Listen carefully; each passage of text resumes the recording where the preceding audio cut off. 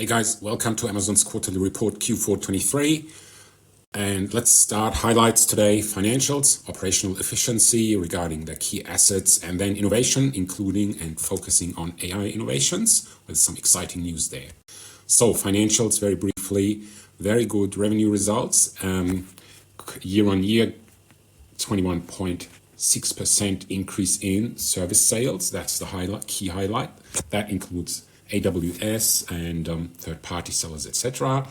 Then year-on-year, the quarterly result went up by 13%, and the annual result year-on-year 12%. Very good result, and led to a nice share price increase. Operating income, if you compare on a year-by-year basis, almost tripled, but obviously that has to do with the bottom line also, cost savings, etc. Business model in our now. This is the canvas. You can see the details in our free article on our website. And moving on, so key activities and operational efficiency. So if you have watched the video on Q3 on Amazon's upgrade, they had been talking about something that they had introduced earlier in 2023, the regionalization of their delivery infrastructure. And they're giving us updates on how that is progressing, and I find it very fascinating. 65% year-on-year increase in overnight and same-day deliveries. That's an amazing result for a company that is scaled so much already in the US.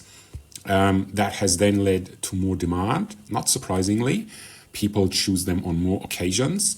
They calling out in particular everyday essentials, things that you would certainly want to have delivered quickly and not like in 3 or 4 business days. And so this is what they mean, the regionalization efforts into 8 different regions. There is still trying to be as autonomous as possible by being predictive and demand prediction and having the right things at the right place at the right time. But watch our video on Q3 there, where we've described this a bit more. And they say the results, first time since 2018, the cost to serve on a per unit basis has reduced. Amazing result once again. And they are investing, as always, always very proud of investing into what the customers want, to speed improvements and adding more selection at lower average selling prices.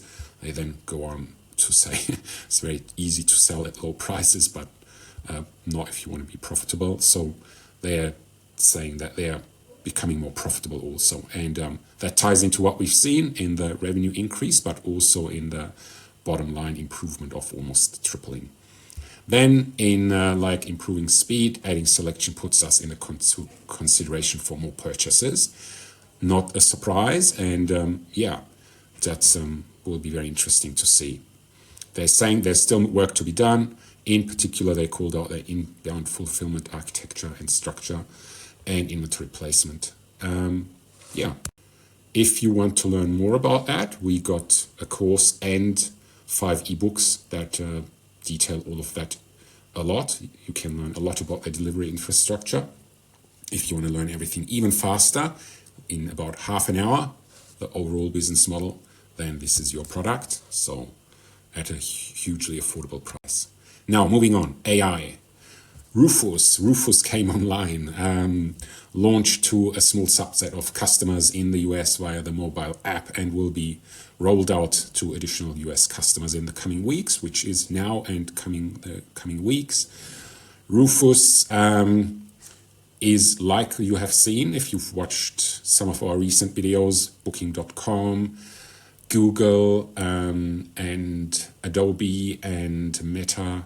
Every one of them has now an assistant and AI focus. This is probably more similar to the Meta AI and the Priceline AI, or Priceline and Booking.com AI. So what can it do? It knows all the catalogs and knows about the products, what they researched on the internet also, and not just the products. And it's the assistant that you can converse with, and who will tell you things about what you want to know about products. But not just that. So basically you can have shopping journey questions. Like here, they got this example, what's the best cold weather rain jacket? You can then get answers that Rufus has been trained with based on product features and so on. You can, as always in AI, further personalize by drilling down further questions. And what else can it do? Rufus can help you with more general product research. For example, what to consider when buying product X, Y, and Z. So if you don't know what you should consider when you buy headphones, it can help you with that without drilling down yet in to any product as such. Shop by occasion or purpose. So yeah, what do I need for cold weather golf? But you may remember we spoke in our last update on Etsy, and you can look it up. They were focusing on events like weddings and birth and baby showers and so on. So now you can use Rufus for that also. So let's see what Etsy will come up with. And then you can do other things, so you can read that by yourself. But it will help you to make more confident purchase decisions, which translate. That means if you have a higher purchase consideration, then you always want to be more confident with that. So it can probably help with that kind of stuff. And even more, it just says basically it is sifting through product catalogs, but even customer reviews and community Q&As.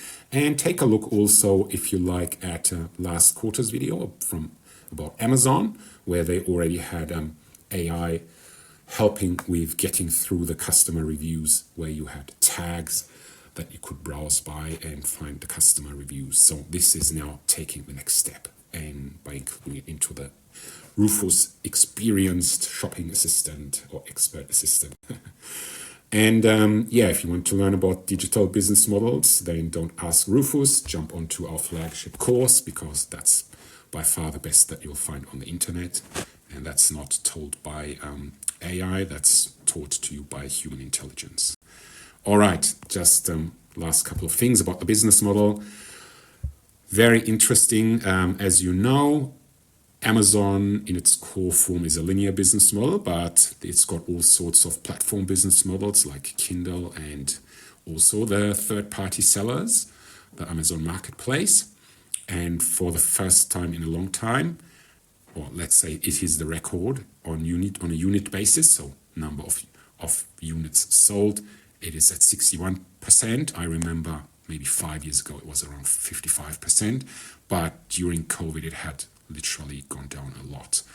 Yeah, so, and year-on-year growth 19%, very nice, and that's on a quite a large volume already.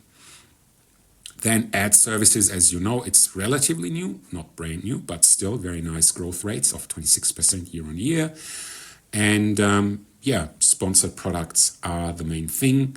They're saying they want to improve the relevancy of ads. And yeah, if you have seen those ads in your own Amazon browsing results, they're not always fantastic. Not that they're bad, but I think it's a good call out to work on the relevancy a bit more. And new ad features, yeah, they have an AI, as do many these days, even Meta and Bard and Gemini and Adobe, who can help you produce imagery quickly. I don't know if that will suffice marketers' needs, but certainly smaller advertisers may be okay with that. Then sponsored TV offerings on Freevee, Twitch, and so on. And 15 additional advertising capabilities. So, and with that, if you like this, hit the like button, help us please.